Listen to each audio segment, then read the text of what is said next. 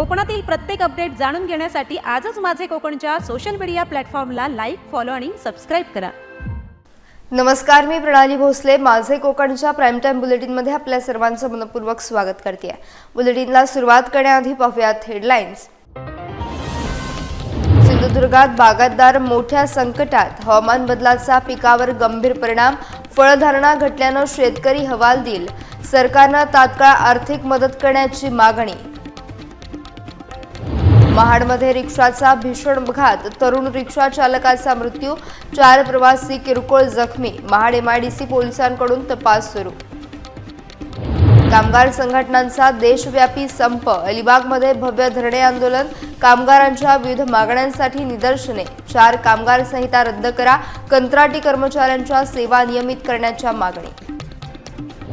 आणि खेडची लेक बनली सैनिक, ऋतुजा सनगरे देशसेवेसाठी सज्ज, भारत बांगलादेश सीमेवर तैनात होणार, खेड तालुक्याचा वाढवला मोठा मान।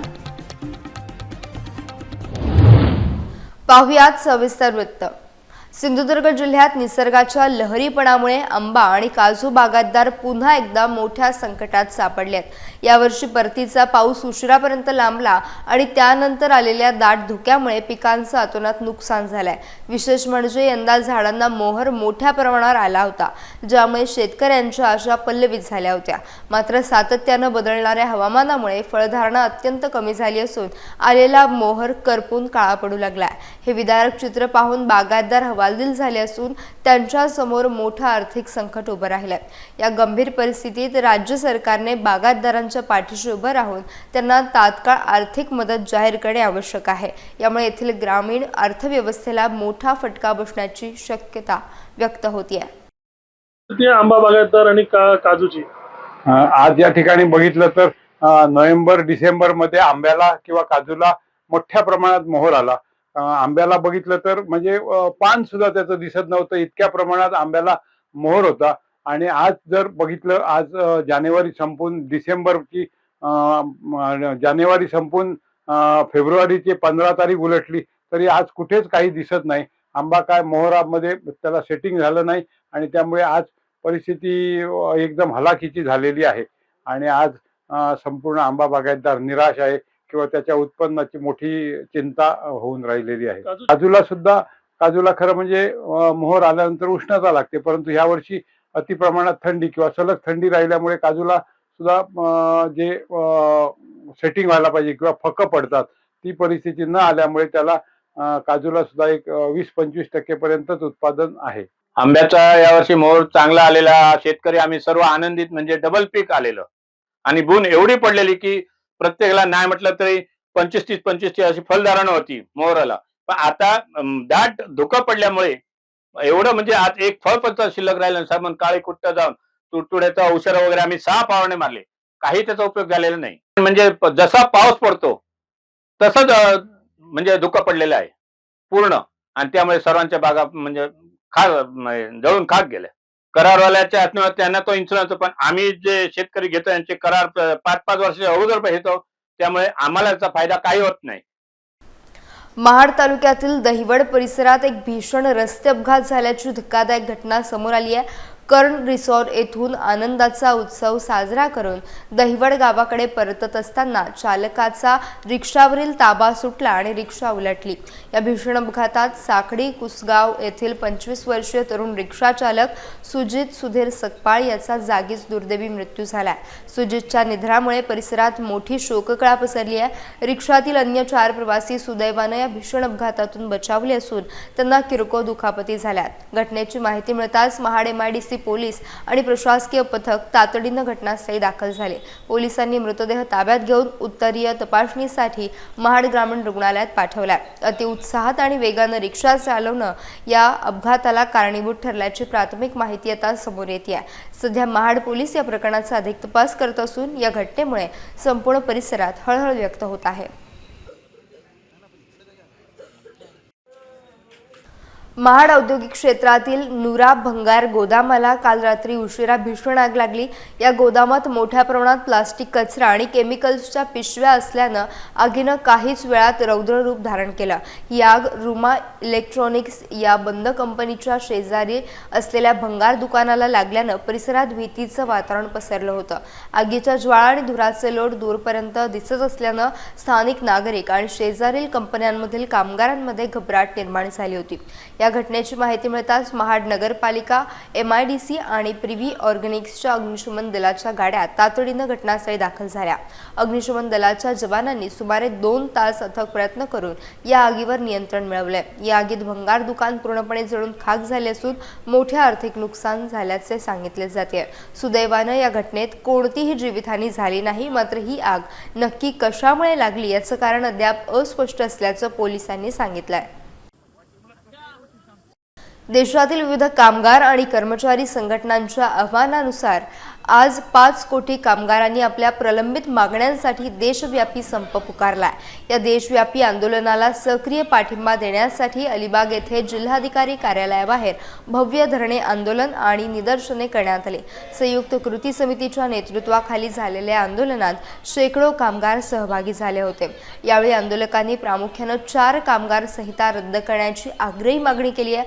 तसेच सर्व कंत्राटी कर्मचाऱ्यांना सेवेत नियमित करावे, 8वा वेतन आयोग तातडीने लागू करावा आणि रिक्त पदे तातडीने भरली जावीत अशा मागण्यांचे निवेदन प्रशासनाला देण्यात आले। याशिवाय वाढती महागाई रोखणं, खासगीकरण थांबवणं आणि सर्व कर्मचाऱ्यांसाठी कॅशलेस विमा योजना लागू करण्याची मागणी देखील यावेळी लावून धरण्यात आली। कंत्राटीकरण पूर्णपणे रद्द होईपर्यंत लढा सुरू ठेवण्याचा निर्धार कामगारांनी व्यक्त केला आहे। चिपळूण शहरात सध्या महावितरणच्या मनमानी कारभारामुळे नागरिक चांगलेच संतप्त झाल्यात। कोणत्याही प्रकारची पूर्वकल्पना न देता वीज कनेक्शन तोडणे, नवीन स्मार्ट मीटर बसवण्याची सक्ती करणे आणि वारंवार जास्तीच्या डिपॉझिटची मागणी करणे अशा तक्रारींचा ओघ वाढला। या गंभीर प्रश्नावर आता नगरसेवक साजिद सरगुरोह यांनी आक्रमक पवित्रा घेतला असून महावितरणला थेट आंदोलनाचा इशारा दिला। सरगुरोह यांच्या मते सर्वसामान्यांची अडवणूक थांबवणे अत्यंत गरजेचे आहे। जर महावितरणने आपला कारभार सुधारला नाही तर ही जुलमी सक्ती थांबवली नाही तर येणाऱ्या काळात व्यापारी संघटना आणि सर्वपक्षीय कार्यकर्त्यांना सोबत घेऊन मोठं आंदोलन छेडलं जाईल असा इशारा यावेळी देण्यात आला। आम्ही गेल्या वेळेला एक आंदोलन छेडले सर्वपक्षीय म्हणून। त्या आंदोलनात आम्हाला यांनी शब्द दिला होता की आम्ही वार्षिक डिपॉझिट जे असते ते आम्ही घेणार नाही, आम्ही स्मार्ट मीटर बसवणार नाही। पण आत्ताची स्थिती अशी आहे, आत्ताची परिस्थिती अशी आहे की लोकांना जबरदस्ती स्मार्ट मीटर लावले जात आहेत आणि त्यांना दिले जात आहेत। काय बोललं जातं आहे की आमच्याकडं स्मार्ट मीटरची ऐवजी दुसरा मीटर नाही आणि तुम्हाला स्मार्ट मीटरच घ्यायला लागेल। हे असे ह्यांचे सगळे झालेला दादागिरी आहे की जर थंडीत आणि गरमी ह्या 2 जे मोसम आहेत, हे 2 जे सीझन आहेत, ह्यामध्ये इलेक्ट्रिसिटी समान कसं येऊ शकतं? जर 5,000चं बिल गरमीत येतं मग 4,000 आणि 3,500चं बिल थंडीत कसं येणार? हे सगळे जे मुद्दे आहेत ह्याची उत्तरे आम्हाला भेटलेली नाहीत। MSEBमध्ये एवढा घोल आहे की ते जर आम्ही स्पष्टीकरण घ्यायला गेलो तर मला वाटत नाही एकही अधिकारी त्या खुर्चीवर बसेल। म्हणून येणाऱ्या काही दिवसात सर्वपक्षीय, सर्व लोकांसाठी, सर्व लोक, सर्व संघटना आणि सगळ्यात पहिला प्राधान्य आम्ही बाजारातला आमचा चिपळूणचा व्यापारी संघटना आहे त्या संघटनेचा विचार घेऊन आम्ही 100% आंदोलन छेडणार आणि MSEBला 100% त्याचं उत्तर द्यायला लागणार। खेड तालुक्यातील बोरस गावची सुकन्या ऋतुजा राजेंद्र सनगरे हिने दैदिप्यमान इतिहास रचला। भारतीय सैन्य दलात दाखल होणारी ती खेड तालुक्यातील पहिली महिला सैनिक ठरली आहे। ऋतुजानं बोरस येथील नॅशनल कॅम्प अकॅडमीमध्ये प्राथमिक लष्करी भरतीपूर्व प्रशिक्षण घेतलं होतं। त्यानंतर पंजाबमध्ये तब्बल 13 महिन्यांचे अत्यंत खडतर लष्करी प्रशिक्षण यशस्वीरित्या पूर्ण करून ती आता आपल्या मूळ गावी सुट्टीवर परतली आहे। आता आगामी 19 फेब्रुवारी रोजी ती भारत मातेच्या रक्षणासाठी आसाममधील गुवाहाटी येथील भारत-बांगलादेश सीमेवर आपल्या पहिल्या कर्तव्यासाठी रवाना होणार आहे। ऋतुजाच्या संघर्षात आणि जिद्दीबद्दल जाणून घेतलंय आमचे प्रतिनिधी बाळू सनगरे यांनी। ज्या अकॅडमीची संपूर्ण कोकणामध्ये चर्चा आहे, नॅशनल अकॅडमी कॅम्प बोरज, या अकॅडमीतून अनेक मुलं आज देशसेवेमध्ये जाताना आपल्याला पाहायला मिळतात. त्यातीलच एक जिची नुकतीच चर्चा सुरू आहे ती कोकणची सुकन्या ऋतुजा सनगरे, जे BSF SSC GD मधून जिने ट्रेनिंग पूर्ण केलंय आणि 19 तारखेला ती भारत मातेच्या सेवेकरता निघणार आहे. आणि ही ऋतुजा घडली कशी, या देशसेवेमध्ये दाखल कशी झाली, तर नॅशनल अकॅडमी कॅम्प बोरज इथे तिने प्रशिक्षण घेतलंय. त्या अकॅडमीमध्येच आज आपण पोहोचलो आहोत. माझ्याबरोबर असणार आहेत या अकॅडमीचे सर्वेसर्वास किशोर सर. आपल्याला सांगतील की ह्या अकॅडमीमध्ये काम कसं चालतं आणि ऋतुजा हिचा प्रवास या अकॅडमीमध्ये कसा होता, काय सांगाल सर? नमस्कार, मी Kishor Krishna Adawade, national academy camp बोरजचे संचालक. आज ऋतुजा आपल्या इथे गेली 2 वर्ष प्रशिक्षण घेण्यासाठी या ठिकाणी आली होती. प्रशिक्षणामध्ये मैदानी चाचणी, त्याच पद्धतीने लेखी परीक्षेची चाचणीची तयारी ती करत होती. सुरुवातीला ज्या वेळेस ती आपल्या इथे प्रवेश तिने घेतला होता त्यावेळेस ती इतर मुलांप्रमाणे काही तिला माहिती नव्हतं.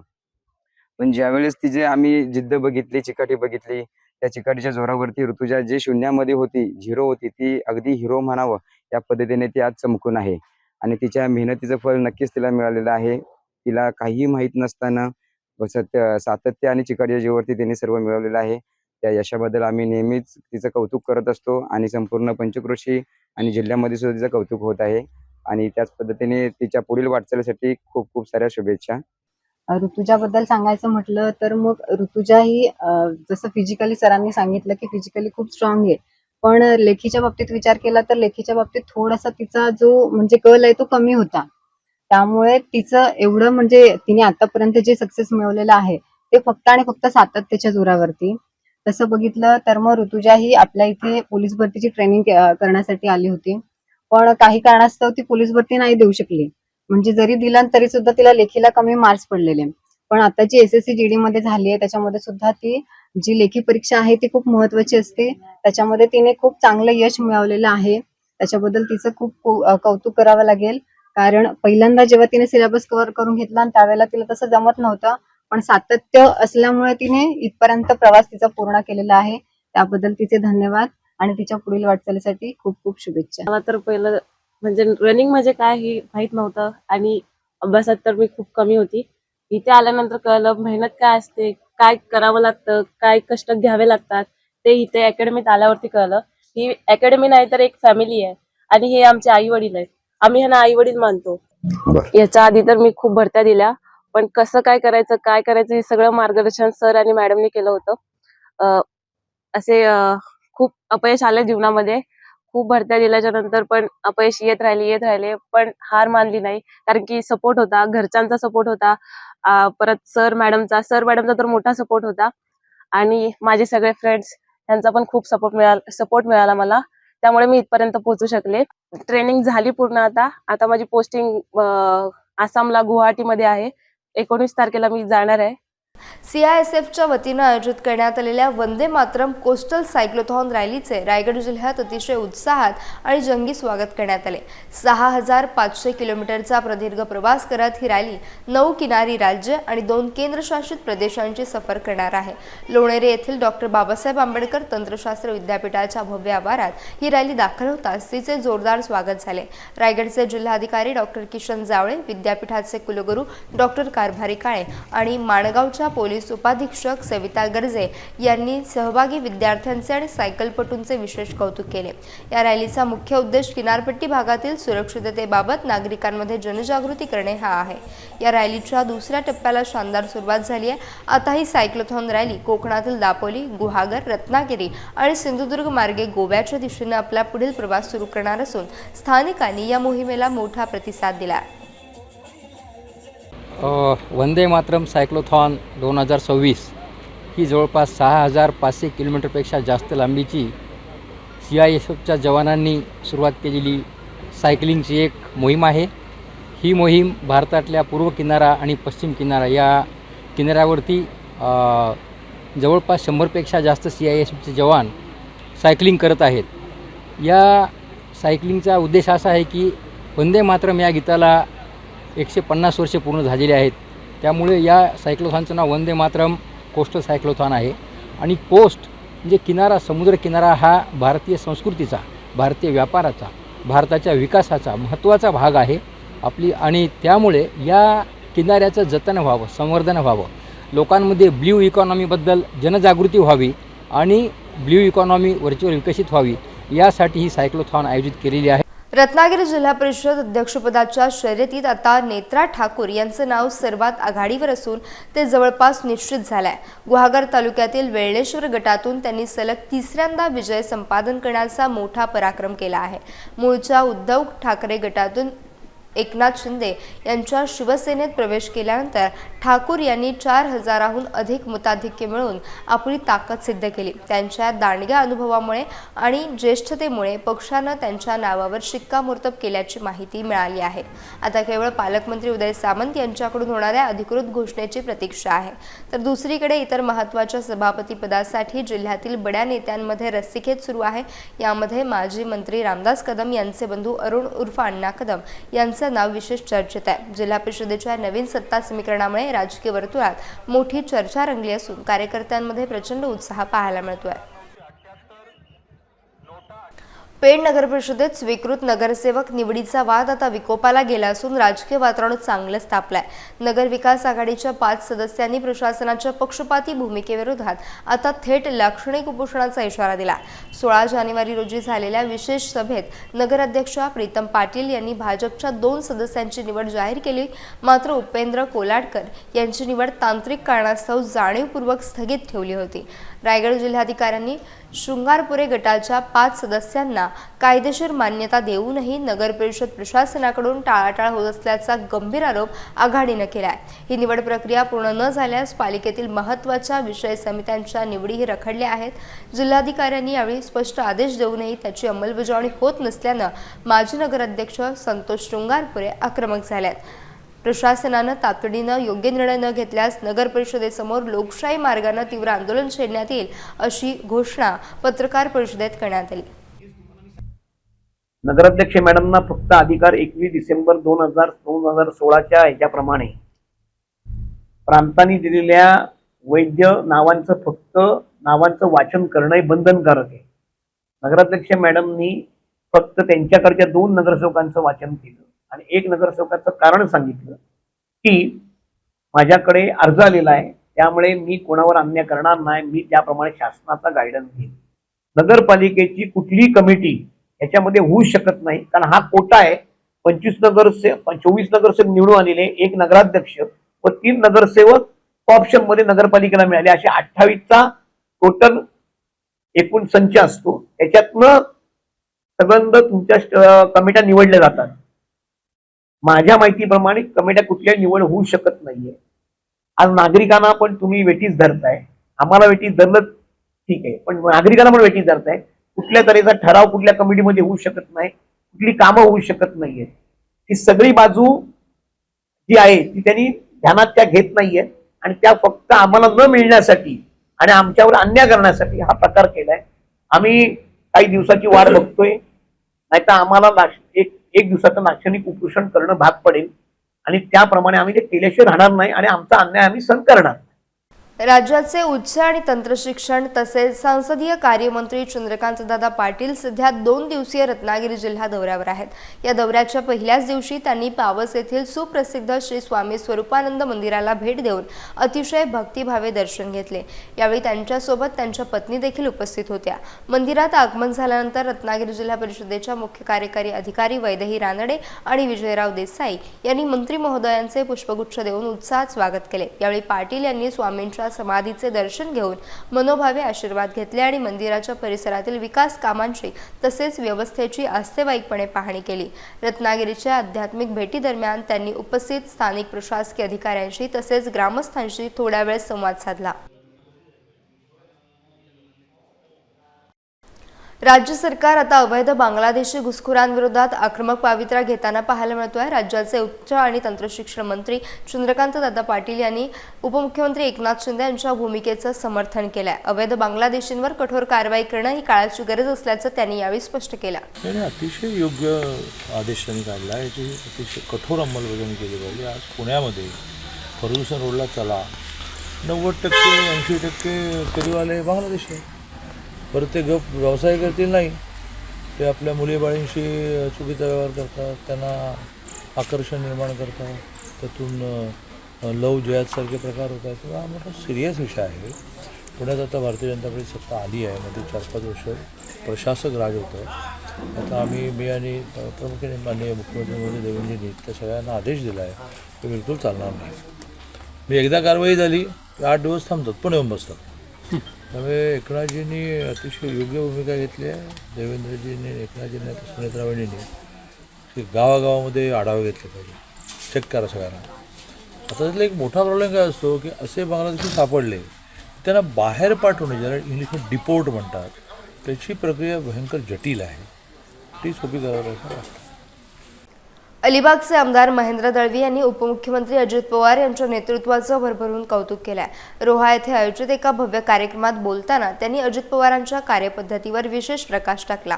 यावेळी महाराष्ट्राचे माजी मुख्यमंत्री स्वर्गीय वसंतदादा पाटील यांच्यानंतर राज्याच्या राजकारणात दादा म्हणून ओळखले जाणारे अत्यंत स्पष्ट वक्ते आणि लोकभावनांची अचूक जाण असणारे एकमेव नेतृत्व म्हणजे अजितदादा पवार हेच आहेत. अजित पवार यांच्यासारखा शब्दाला जागणारा आणि जनतेच्या प्रश्नांवर रोखठोक भूमिका घेणारा कणखर नेता पुन्हा होणे नाही, अशा शब्दात त्यांनी आपल्या भावना व्यक्त केल्या. राज्याच्या विकासासाठी जनतेला त्यांच्याकडून नेहमीच मोठ्या अपेक्षा होत्या आणि त्या त्यांनी नेहमीच उत्तमरित्या पूर्ण केल्या आहेत. दळवींच्या या विधानानंतर राजकीय वर्तुळात अजित पवारांच्या कार्यशैलीची जोरदार चर्चा रंगली आहे. नाही, दादाच आहेत. म्हणजे वसंतदादानंतर दुसरे दादा असेल तर अजितदादा. मनमिळव स्पष्ट वक्ता आहेत, जसं आम्ही बोलतो असं बोलतो आणि कामास्वरूपात लोकांची प्रत्येकाची व्यथा ऐकून घेत न्याय देणं की त्यांची भूमिका लोकांना भावलेली आहे. म्हणून त्यांच्या नंतरही लोक आजही त्यांचे स्मरण आठवण सगळं ठेवतात. एक दिग्गज महाराष्ट्र नेतृत्व होतं आणि खऱ्या अर्थाने जनसामान्यांमध्ये भावलेलं होतं. लोकांना न्याय देण्याची भूमिका खूप छान पद्धती होती.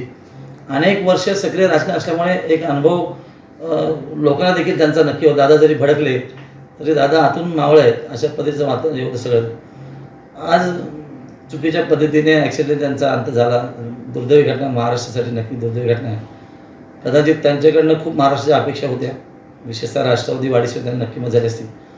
अनेक आठवणी आहेत खरं तर त्यांच्या ह्याच्यासाठी आपण नक्की बोलूया की असे अनेक प्रसंग आहेत की दादांनी अशी जवळ घेऊन जरी आम्ही काय बोललो तर ऐकून भूमिका आहेत, भडकले ते दादा नक्की नाही देतील, अशा भूमिकेतनं आम्ही नेहमीच त्यांना आदराने बघितलं आणि एक महाराष्ट्राची खूप मोठी पोकळी आहे नक्कीच. रायगड जिल्ह्यातील महाड आणि पोलादपूर तालुक्यात भोई समाज मोठ्या प्रमाणात विखुरलेला आहे.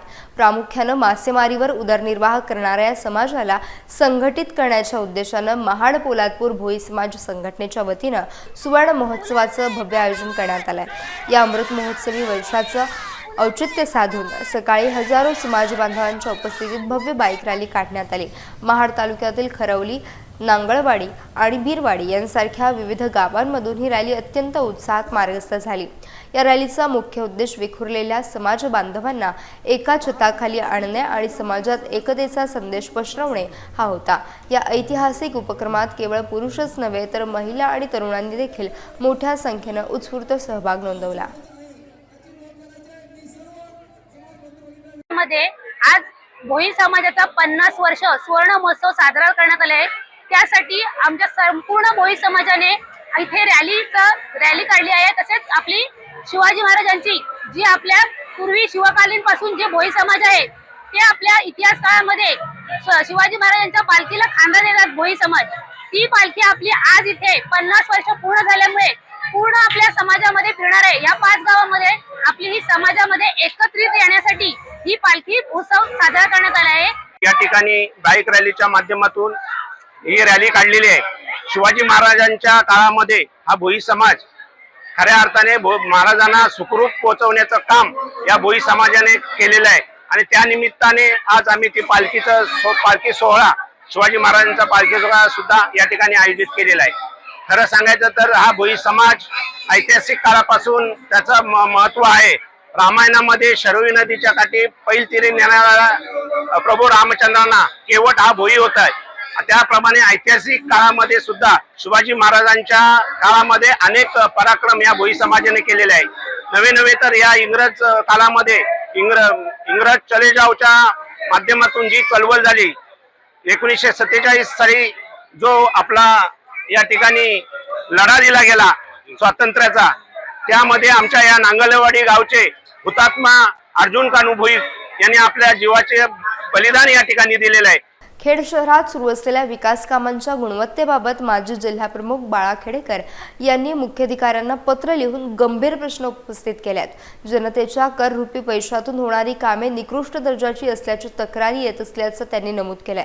ऑक्टोबर 2005च्या स्थायी निर्देश क्रमांक 36 मधील तरतुदीनुसार विकास कामांची गुणवत्ता तपासणी मुख्याधिकाऱ्यांची नैतिक जबाबदारी आहे. मात्र पाहणी दरम्यान लोकप्रतिनिधी, प्रतिष्ठित नागरिक आणि पत्रकारांना जाणीवपूर्वक डावलले जात असल्याबद्दल खेडेकर यांनी तीव्र नाराजी व्यक्त केली. प्रत्येक प्रभागातील कामांवर स्थानिक समितीची नियुक्ती करण्याची आग्रही मागणी त्यांनी केली आहे.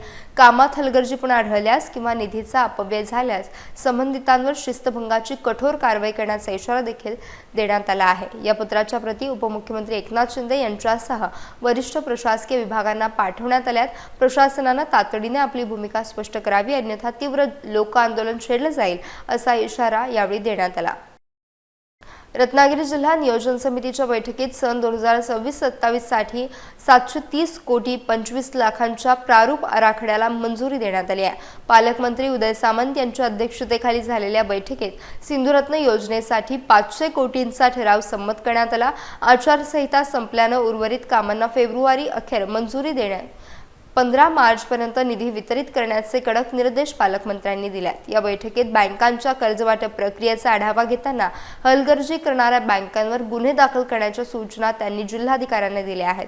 तसेच खासगी रुग्णालयांमध्ये गोरगरिबांसाठी 10% खाटा राखीव ठेवण्याचे आणि प्रत्येक तालुक्यात संविधान भवन उभारण्याचे आदेश देखील प्रशासनाला दिले आहेत. मुख्यमंत्री माझी लाडकी बहीण योजनेचा तालुकानिहाय आढावा घेऊन पात्र लाभार्थ्यांची यादी तातडीने सादर करण्याचे निर्देश यावेळी देण्यात आले. पुण्यातील तळेगावजवळील टाकवे येथे भारतीय वाहन उद्योगासाठी एक ऐतिहासिक पाऊल उचलले गेले आहे. ARAI-ने 20 एकरावर देशातील पहिली ADAS टेस्ट सिटी उभारली असून ADAS शो 2026 मध्ये या भविष्यातील तंत्रज्ञानाची यशस्वी चाचणी घेण्यात आली. भारतीय रस्ते आणि रहदारीच्या आव्हानात्मक स्थितीनुसार वाहनांचे अचूक प्रमाणीकरण करण्यासाठी हे केंद्र अत्यंत महत्त्वाचे ठरेल. केंद्रीय अवजड उद्योग मंत्रालयाच्या आर्थिक सहकार्यानं उभारलेल्या या अत्याधुनिक सुविधेत प्रगत ड्रायव्हर असिस्टन्स सिस्टमचा व्यापक चाचण्या घेतल्या जातील. या विशेष कार्यक्रमात AIRचे संचालक डॉक्टर रेजी मथाई यांच्यासह ऑटोमोबाईल क्षेत्रातील अनेक मान्यवर उपस्थित होते. यावेळी इमर्जन्सी ब्रेकिंग, लेन असिस्ट आणि अडॅप्टिव्ह क्रूज कंट्रोल यांसारख्या प्रगत फीचर्सचे थेट सादरीकरण करण्यात आले. ही सुविधा भारतीय वाहन उत्पादकांना जागतिक दर्जाची सुरक्षा मानके गाठण्यास मोठी मदत करेल. यामुळे भारत स्वायत्त वाहन तंत्रज्ञान क्षेत्रात जागतिक नकाशावर निश्चित आघाडीवर येईल. I am Reji Mathai, director ARAI. तो जो ADAS का टेस्ट फैसिलिटी जो रोड का हमने टेस्ट किया, मतलब सेटअप किया है, जिनको अभी हमारे ऑनरेबल मिनिस्टर ने CIAT में इनॉग्रेट किया था, उसमें जो रोड सिनेरियोस है, मल्टीपल रोड सिनेरियोस जो एक्चुअली कंट्री में हमें देखने मिलता है, लाइक 4 लेन टू 2 लेन हो जाना, या क्रॉसिंग्स हमारे जो हैं परपेंडिकुलर नहीं होना, या पार्किंग के लिए ग्रेडियंट्स आना, तो ये सब चीज़ें हमने यहाँ पे बिल्ड किया है. तो जब भी हमें रिपीटेबल सिनेरियोस कहीं स्टडी करना है कि मेरे पास एक सॉल्यूशन है या एक प्रॉब्लम है जो मैंने फील्ड में देखा, उसको बार बार मुझे रिलायबल है कि नहीं उसको रिपीट करके चेक करना है, तो दिस ट्रैक्स में, इस रोड्स में उसको आराम से हम चेक कर सकते हैं. क्योंकि मेरे पास प्रॉब्लम्स में काफ़ी सारे रोड्स में देखता हूँ, बट हाउ टू वैलिडेट कि मेरा सोल्यूशन या मैंने को जो चेंजेस किया मेरे सॉफ्टवेयर में उसको मैं फास्ट चेक कर, क्योंकि रोड में मैं जाऊँगा तो फिर से वो सिनेरियो मुझे मिल नहीं सकता है, बट यहाँ मैं उसको क्रिएट कर सकता हूँ. सो इसीलिए ये जो नेटवर्क करीब 15-16 एकड़ में हमने जो अभी बनाया हुआ है, दिस इज़ गोइंग टू बी, मतलब ये काफ़ी हेल्पफुल रहेगा फास्टर अडॉप्शन के लिए और फास्टर सॉल्यूशंस को लाने के लिए. ठाणे येथील 7 वर्षीय रेयांश खामकर यानं जलतरण क्षेत्रात ऐतिहासिक कामगिरी करत विश्वविक्रमावर आपलं नाव कोरलंय. आरगावचा सुपुत्र आणि सामाजिक कार्यकर्ते चंद्रकांत दादा खामकर यांचा नातू असलेल्या रेयांशनं 15 नोव्हेंबर 2025 रोजी सिंधुदुर्ग येथील अरबी समुद्रात 30 किलोमीटरचे अंतर अवघ्या 7 तास 30 मिनिटे 11 सेकंदात पार केले. या नेत्रदीपक पराक्रमामुळे तो जगातील सर्वात लहान जलतरणपटू ठरला असून वर्ल्ड बुक ऑफ रेकॉर्ड्स लंडनने याची अधिकृत दखल घेतली आहे. स्टारफिश स्पोर्ट्स फाउंडेशनचे प्रशिक्षक कैलास आखाडे यांच्या मार्गदर्शनाखाली रेयांशने हे यश मिळवले आहे. 9 फेब्रुवारी 2026 रोजी इंदोर येथे आयोजित एका शानदार सोहळ्यात रेयांशला मानपत्र देऊन सन्मानित करण्यात आलं. अवघ्या 7 वर्षे 2 महिने वय असलेल्या या चिमुरड्याच्या यशानं संपूर्ण महाराष्ट्राची मान अभिमानानं उंचावली असून त्याच्या धाडसी कामगिरीचे सर्व स्तरातून कौतुक होत आहे. यासह बुलेटिनमध्ये वेळ झाली. इथेच थांबण्याची भेटूयात नवीन बुलेटिनसह. तोपर्यंत तुम्ही कुठेही जाऊ नका. पाहत रहा फक्त माझे कोकण.